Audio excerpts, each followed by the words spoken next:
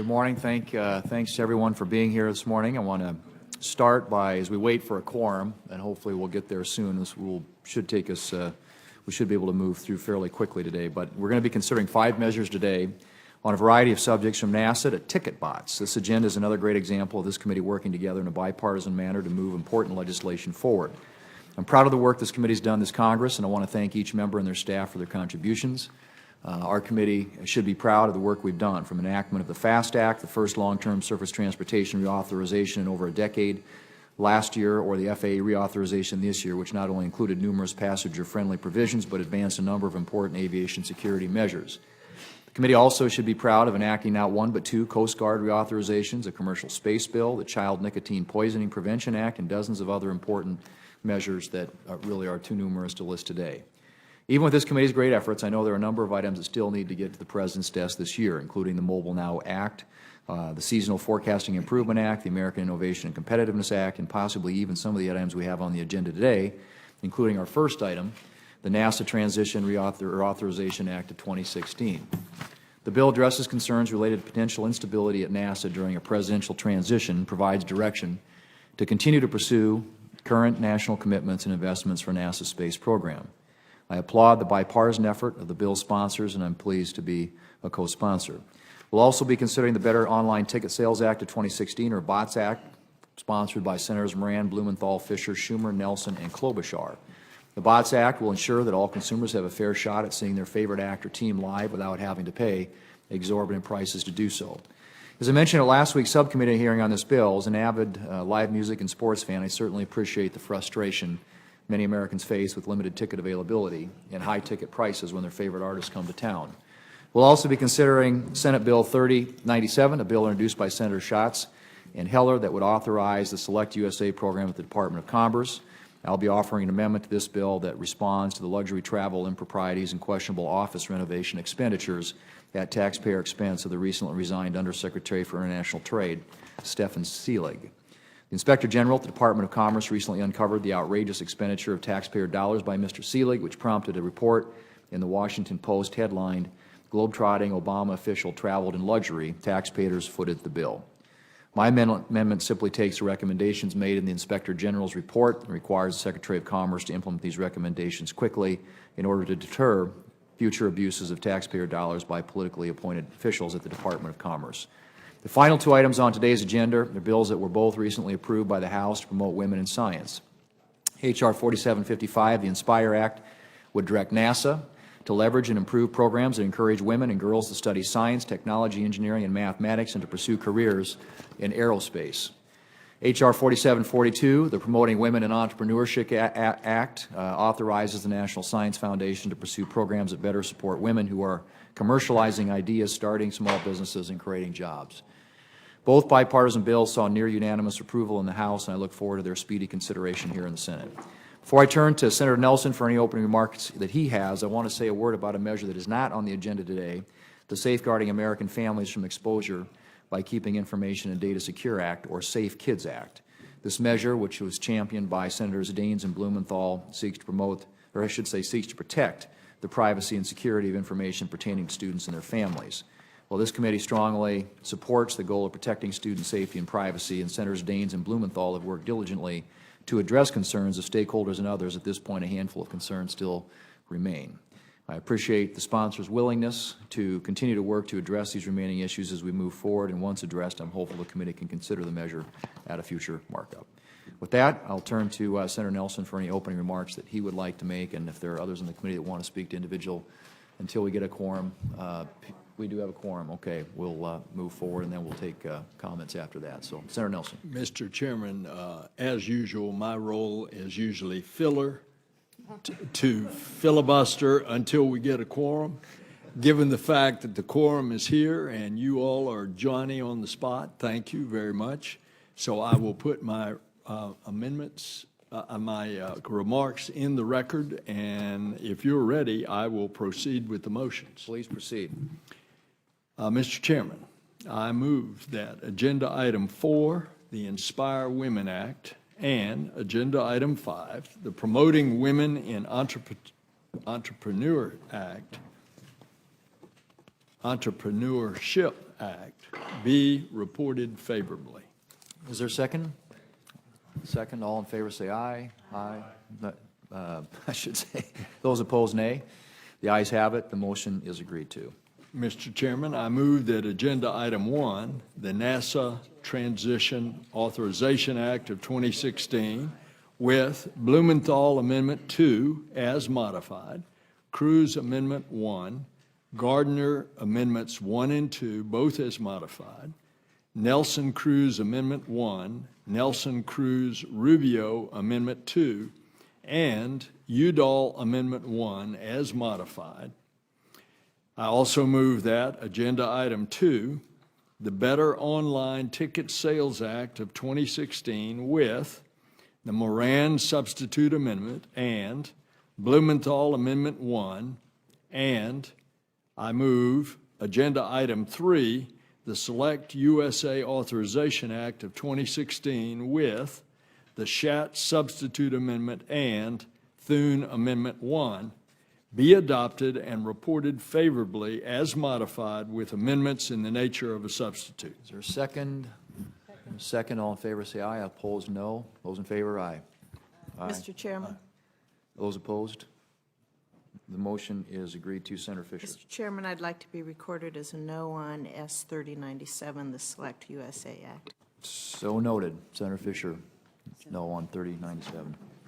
Mr. Chairman. And, yes, Senator Cruz. I would ask to be recorded as a no on that same. Senator Cruz is a no on that, and Senator Rubio also was asked to be recorded as a no on Senate Bill 3097. Anything else? I think that's the business. I think we may have some members who would like to speak to individual pieces of legislation. Was that a record for a markup? That was that may be a record. Senator Nelson. So I want to thank the members of the committee and on all these bills and their staffs for working with us to get these things going. I know a lot went into this, as is always the case, but Senator Booker. Oops, sorry. Thank you, Chairman Thune, and especially as well Ranking Member Nelson. I've withdrawn my amendment regarding the BOTS Act, but I'm really pleased to see that folks were working together to make this happen. I know a lot of work has been going on this for years, and I'm happy to join in support. Senator Cantwell and I put forward our amendments to help further protect consumers by addressing additional issues that our constituents face when trying to purchase tickets, issues that fall outside of the scope of this legislation that we voted on today. My amendment would have required the FTC to conduct a rulemaking to add additional transparency to the ticket sales process, something I really believe consumers deserve. But the New York Attorney General's office released a report that found that less than half of the tickets for major events in New York are made available to the public in that state. The ticket holdbacks not only make it difficult for consumers to see their favorite shows and support their teams, but could also be driving up prices as well. This is something that's held in the dark, away from public eye, and if it was open to public scrutiny, I'm confident that behavior would change. My amendment stems from legislation put forth by my friend and colleague, someone who's been leading on this issue in the House, Congressman Bill Pascrell, who's worked on this issue for years and years and identified what I believe are common sense solutions that should be seriously considered. Congressman Pascrell, Congressman Pallone, two of New Jersey's finest, have joined with other members of the House to request additional information through the GAO report. And when that data comes to light, we may want to hold another hearing to see if more needs to be done to protect consumers. So I withdraw my amendment. I applaud this committee's bipartisan work. Really, this has been a committee that's shown such strong a bipartisan partnership in getting things done, and I look forward to continued dialogue on this issue. Thank you. Thank you, Senator Booker. And I'm sure there will be continued dialogue on this issue. So thank you for your remarks. I want to recognize Senator Klobuchar, who I think wants to be recorded. Would you like to be recorded on any particular bills? Yeah, I just wanted to be recorded yes on the votes that we took today, and also to thank everyone working on the BOTS Act. I think it's really important. Knowing, Mr. Chairman, that there was a big Vikings-Packers game recently that was sold out. Maybe I saw you there. There was a lot of tickets going out that were very expensive, and it made me think again about the importance of this bill. Mm-hmm. Thank you, Senator Klobuchar. You'd be recorded, yes, on all those bills, and congratulations on the new stadium. Pretty. And the win. And the win. Okay, all right. Yeah, go ahead, rub it in. There's a lot of high-fiving going on in my section the other night. Yes, Senator Cantwell. Thank you, Mr. Chairman. I want to thank you and Senators Nelson and Cruz, Rubio, Peters, and Wicker, and Udall for producing such a good NASA bill and taking it in a positive direction moving forward. I think it takes an important step in reaffirming commercial crew and cargo space, this space launch. And I look forward to continuing to work with Senators Wicker and Nelson to extend NASA's enhanced lease program, which is, I think, critical to the development of commercial space. The commercial space industry has really expanded in the state of Washington. It's become a key part of our aerospace industry. The capabilities with these existing companies include design engineering, suborbital and soon orbital launches, Earth monitoring, and even asteroid mining. So this bill fosters a close cooperation between NASA and the private sector, which I think is critical to continue to allow the commercial space industry to grow and innovate. So I know that there's so much more to do in this area, but I think this takes us in the right direction of letting the private sector continue to play a very big role in the next stages of space. So thank you so much for the bill. If the senator would yield on that issue, let me just say that I appreciate her remarks there. I had intended to offer Wicker Amendment number 1 and then withdraw that amendment, which dealt with enhanced use lease authority and would have made some improvements in what we were able to do at the Stennis Space Center. We had some scoring issues with OMB and CBO, and we'll resolve those at some point, and perhaps my amendment can be included. But I did intend to offer it and withdraw it, and I thank the senator for yielding on that point. If the senator would yield, I certainly agree with him. We need this, and for some reason, CBO thinks that it's going to cost the government money, but we've got plenty of precedent that CBO has ruled on other matters that it does not score. And so we're going through this harangue with CBO, and we'll see if we can get that done and then get enhanced use lease on the bill when it comes to the floor. Thank you, Senator Nelson. Anything more on this bill? Senator Cruz? Mr. Chairman, I want to thank you for your leadership on this, and I want to thank the members of the committee for taking up this important bill. The last NASA Reauthorization Act to pass Congress was in 2010, and we have seen in the past the importance of stability and predictability in NASA and space exploration, that whenever one has a change in administration, we have seen the chaos that can be caused by the cancellation of major programs, whether it was the cancellation of the Constellation program, whether it was the cancellation of the Space Shuttle. The impact in terms of jobs lost, the impact in terms of money wasted has been significant, and I want to commend the members of this committee on both sides of the aisle for coming together in a bipartisan manner to provide clarity and predictability and support for America's continued leadership in space. My priority in chairing the Science and Space and Competitiveness Subcommittee has been to work cooperatively to ensure that America remains the leader in space exploration for the 21st century. And I believe this bill takes a positive step towards doing so, and it builds upon the bipartisan Commercial Space Launch Competitiveness Act that we passed earlier this year. NASA is at a crossroads, and this committee is acting, and I hope the full Congress will act, to ensure stability and predictability going forward. I want to, in particular, thank Ranking Member Nelson, Chairman Thune, Ranking Member Peters, as well as Senators Rubio and Wicker and Udall and Cantwell for working cooperatively together. This bill includes amendments from Senator Blumenthal and Gardner and Nelson and Rubio and Udall, and I thank Senator Wicker also for his flexibility on enhanced use, and we'll continue to work to try to get that added once the scoring issue has been resolved. I also want to take a minute to thank the staff who has worked very, very hard on this. Senator Thune's staff, Bailey Edwards, and Suzanne Gillen and Jackie Keeshan, and Senator Nelson's staff, Dick Cummings and Alicia Brown and Denton Gibson, who worked very, very closely with my team, James Christopherson and Sean McLean, to resolve everything and come to consensus and move this legislation forward. It is my hope that Congress will pass this into law and the President will sign it before the end of the year. And if this legislation is enacted, it will help ensure that American astronauts are no longer dependent upon Russia to access space and will once again be able to launch from U.S. soil beginning as early as next year.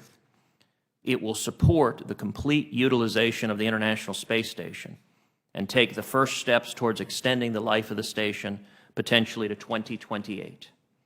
It will also facilitate the commercialization and economic development of low Earth orbit, to harness the power of American innovation and creativity, and to expand American commerce into space. It will honor astronaut Scott Kelly's 340-day mission in space and all of our astronauts who have sacrificed so much for our country by providing NASA with the authority to provide for medical monitoring, diagnosis, and treatment for long-term conditions that are directly associated with human spaceflight and exposure to high levels of radiation and microgravity, and that can result in acute and long-term health consequences. And it will direct NASA not only to continue the development of the Space Launch System and Orion, but also to treat human exploration of Mars as a statutory objective, supported by both Congress and the President. Right now, there's a young boy or young girl sitting in a classroom in Houston, Texas. And this bill ensures that he or she will have a chance, as will children all across this country, to become the first American to step foot on the surface of Mars. Mr. Chairman, thank you for including this bill in the markup, and thank you for the cooperation in a bipartisan pattern moving forward on this important matter. If the senator would yield, I have already talked to Lamar Smith and Eddie Bernice Johnson, the chairman and the ranking in the House committee, about our bill, and assuming we can get our bill up through the Senate pretty quickly, I'm counting, all of us are counting on you, the junior senator from Texas, to convince your Texas colleagues that lead the House committee just to take the Senate bill. As always, you speak with wisdom. Oversimplification. Thank you, Senator Cruz, and I would add to Senator Nelson and Peters and others that were mentioned. This was a great team effort, and the staffs in particular, some real exceptional, outstanding work on behalf of the staff to get this here, and hopefully we'll get it across the finish line in the Senate, and then we will get all you guys turned loose and get to work on the House and see if we can get it moved over there. I think on this, Senator Peters. All right, and then we'll move to, yep.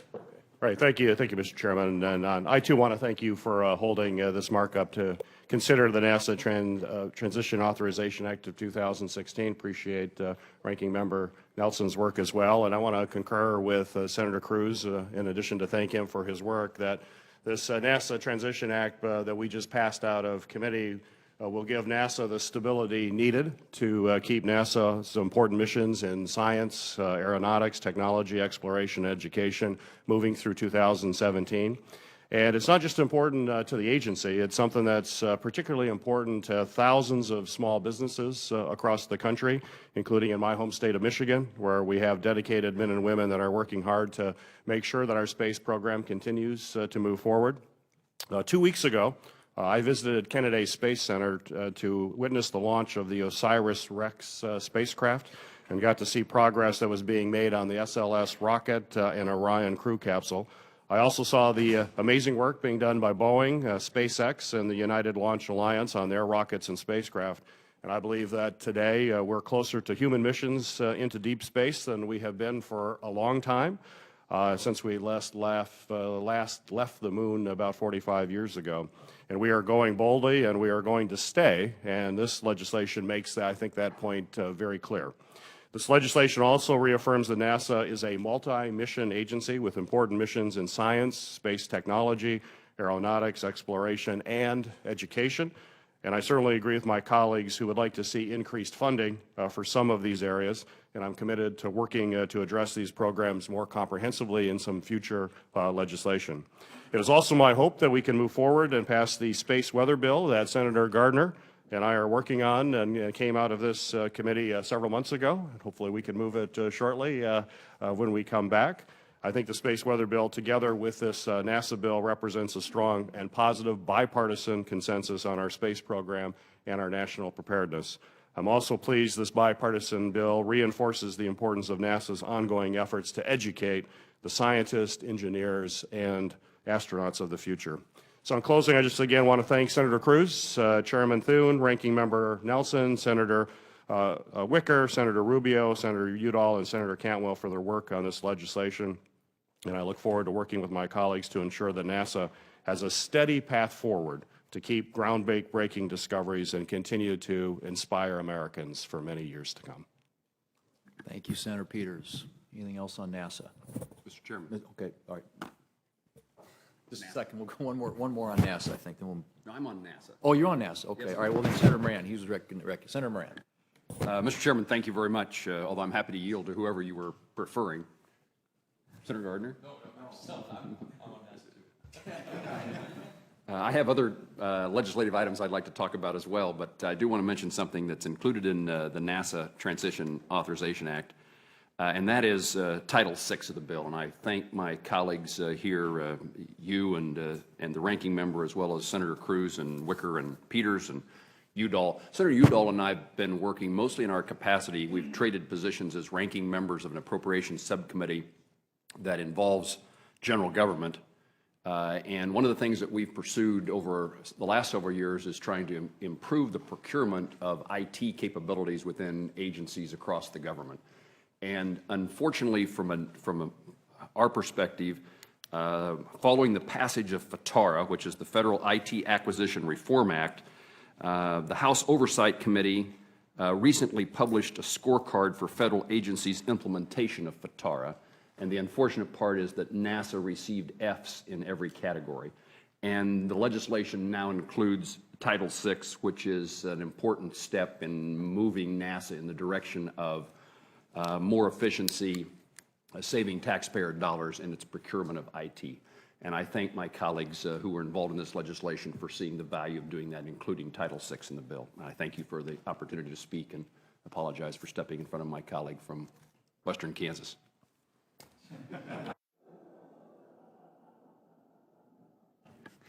Thank you, Senator Moran. All right, so Senator Blumenthal was on NASA as well? Okay, and then Senator Gardner, right? Go back and forth. Thanks, Mr. Chairman.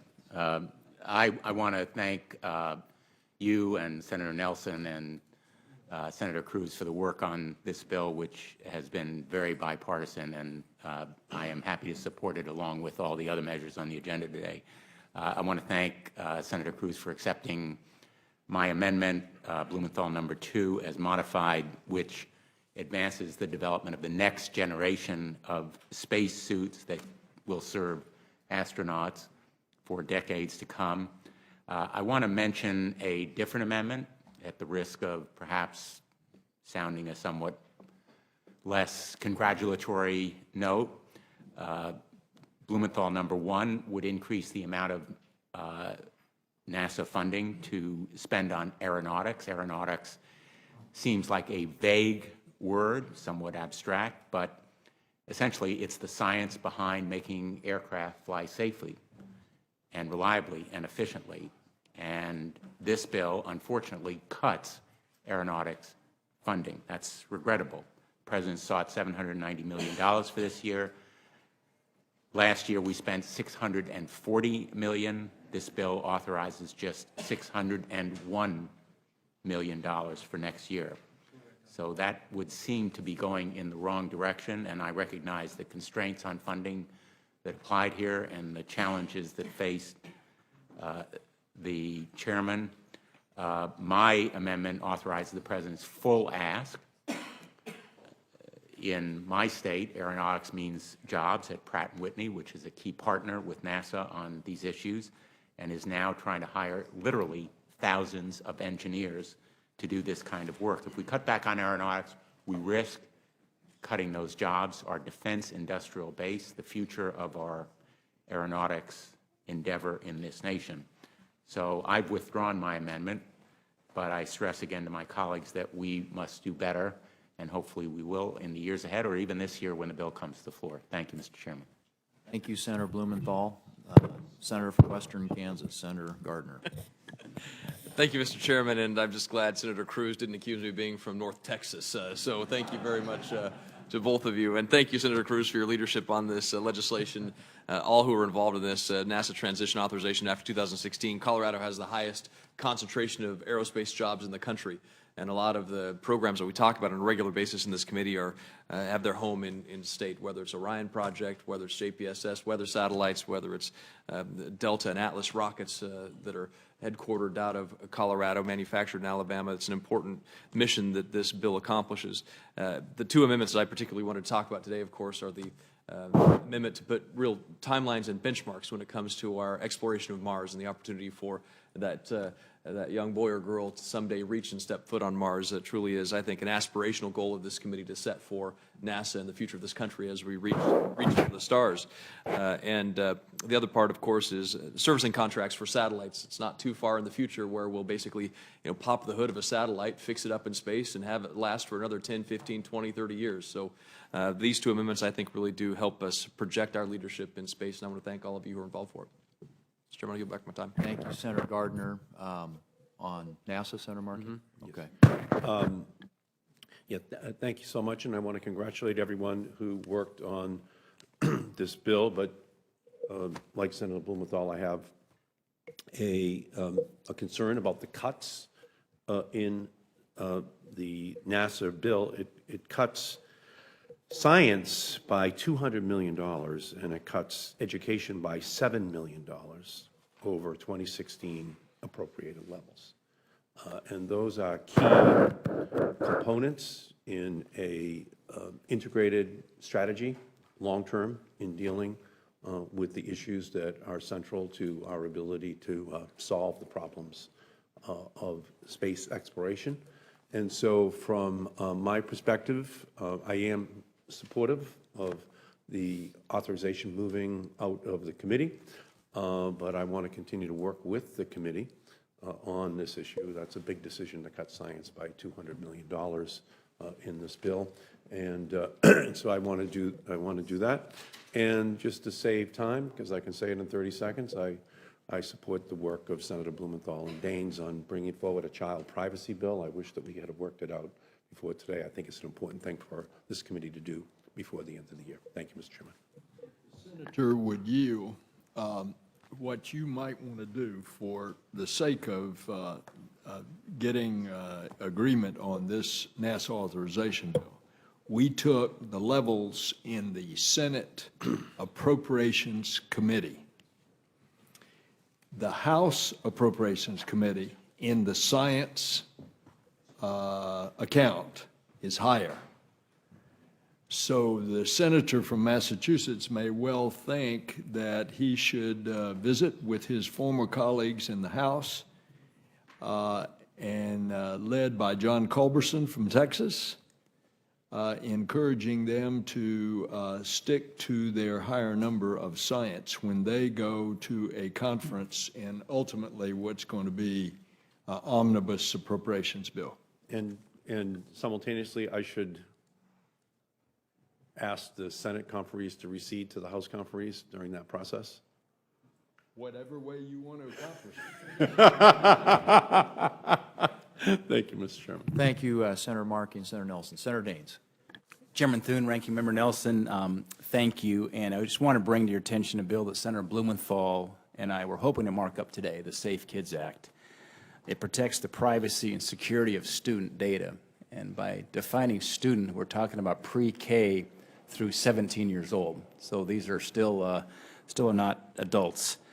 Personal data is currency, and I believe we need to protect it in an age where kids are using electronic records, they're using apps, using websites in schools on a daily basis. As a daddy of 4 children myself, I know how prevalent technology certainly has become in our children's lives. Senator Blumenthal and I have developed, I think, a balanced approach. We've engaged many stakeholders, including the tech community, privacy groups, educators, and we're grateful to have the support now of more than 20 organizations. I certainly appreciate all the work committee staff did. They were working very late last night, and the staff of Senator Blumenthal. They've put in a lot of work over the last couple of weeks to improve the bill. I know Senator Markey had some improvements as well. We're grateful for the cooperation we've had in working this and moving this down the field. Chairman Thune, thank you for your commitment and leadership on this issue, and I look forward to including this bill in the next markup.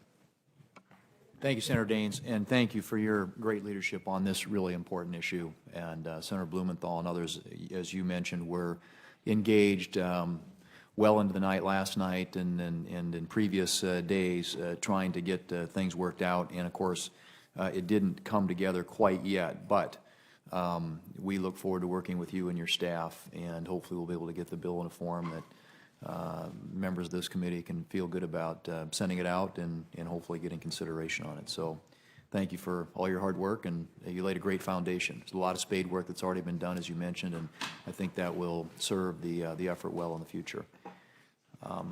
Mr. Chairman. Yes, Senator Blumenthal.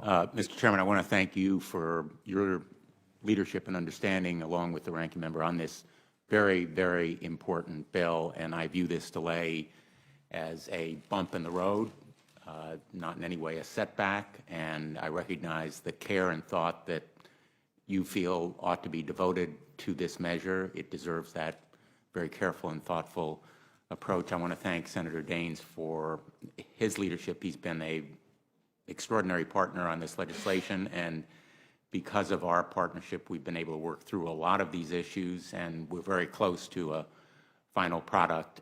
We all know the pervasive use and the constant pressure on teachers to make ever greater use of technology tools in classrooms raises a very urgent and pressing concern that this committee and this Congress have a responsibility to address: the lack of federal protections of student data. That's the issue here. Lack of protection for students, young people, children, when they submit data in the course of their own education. And there's tremendous promise in the technology that's provided in classroom these days, but also peril, because the student data can be peddled for profit, can be sold, can be used, and it's currently unprotected. So I am hopeful that we will move forward with the Safe Kids Act that Senator Daines and I have introduced to establish strong and vital protections that will give parents peace of mind they deserve and children the protection they need. And I want to thank also our colleague, Senator Markey, who was one of the original authors of the Children's Online Privacy Protection Act, known as COPA. He's been a steadfast leader and a champion of student privacy for decades. And again, my thanks to you, Mr. Chairman. Thank you, Senator Blumenthal.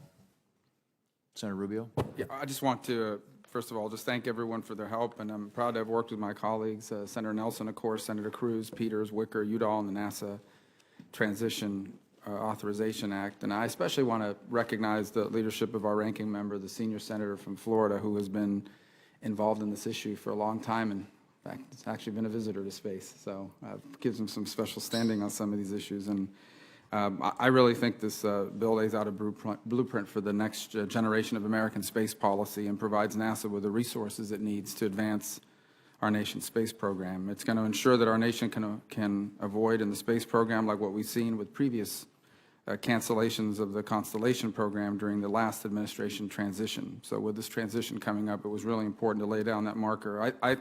You know, the space program is obviously central to American leadership in the world. It's obviously critical to Florida. It's critical to our national security.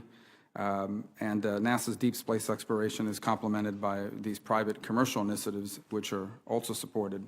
And they also support, by the way, NASA efforts in low Earth orbit. So, again, I'm proud to join with my colleagues in this work. It's critical and important, and I think we should be excited about America's role in the world in space.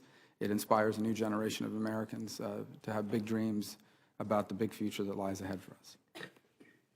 Thank you, Senator Rubio. There's nothing else. I would just say I appreciate the great interest in the NASA legislation and as I said, the significant work that was done on both sides. And for those of us who haven't had the opportunity to get up in space, it's always been an issue of great fascination, I think, to the American public. And I will tell you, you know, if you want to see stars and constellations and planets very, very clearly, come out to South Dakota about any night of the week, because there isn't a lot of interference from city lights out there, so you can really see what's out there. But it's, you know, I think American leadership in this area has always been something that generations have aspired toward, and I hope that we, with this legislation, can lay a foundation that will help build on the work that's been done in the past and continue to inspire generations of Americans in the future. So thank all of you for today's participation in the markup. All the members who were involved in the bills that we marked up today, thank you. And thanks to the staff for, again, the extraordinary hard work that goes into making this possible. And we'll report these bills out to the floor and hope we can get some consideration quickly there. So with that, this meeting is adjourned. Oops, sorry. We're not adjourned yet. It's I'd like to be recognized. Senator from Eastern Kansas. Thank you. Thank you, Mr. Chairman. I see lots of South Dakota license plates in our state. We appreciate the folks who have moved there. Mr. Chairman, thank you very much for recognizing me again. I think we were adjourned. You're recognizing me now for the purpose you thought you were recognizing me for before, which is I want to take this opportunity to thank you and the ranking member, my colleagues in the committee, particularly Senator Blumenthal. He and I have a subcommittee that had a hearing on the BOTS bill. The BOTS Act was approved today by this full committee. We're anxious for it to be considered on the Senate floor. But this is an effort to rid the automatic use of computer programs to drive up the costs of ticket prices to the point that many Americans can no longer afford to participate in an entertainment or a sporting venue.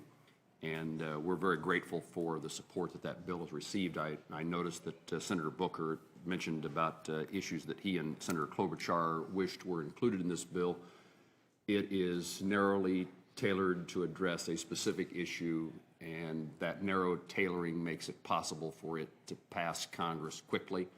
And as we heard from our witnesses, there is great need and value in accomplishing that sooner rather than later, as we try to give consumers an equal opportunity to compete with computers and those who use them for the purposes of huge financial gain.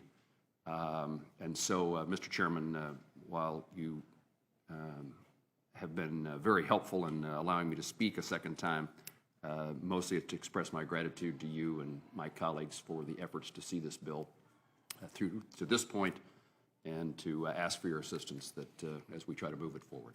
So thank you very much. Senator Rand, Mr. Chairman, yep. I'd like to reciprocate the thanks and express to my colleague from Kansas the thanks on behalf of, I think, countless fans and appreciators of theater and music and sports around the country who will have greater access because of this measure. Hopefully it will pass soon. And I want to thank you for your support, as well as Senators Schumer, Fisher, the ranking member, Senator Nelson, and Senator Klobuchar for their strong support. The current state of affairs is unsustainable for both consumers and the entertainment industry, because they are victims also of these bots. And so thank you for your leadership. Thank you, Senator Blumenthal. And that was a great hearing last week, and I think that the legislation as structured has a really good chance of moving forward, and I think it's very pro-consumer, pro-fan. I mean, people across this country who like to take in athletic events or entertainment really are boxed out by software programs that prevent them, and that are designed simply to keep real people from getting tickets. And as you said, it's all about trying to financial gain in an environment where people ought to have at least access to tickets to those events. So we appreciate the good work that went into it, and hopefully the bill will be able to advance through the Senate and maybe through the House as well. But thank you for drawing attention to that issue and giving us a solution that we can move through the committee. Anything else? With that, we're adjourned.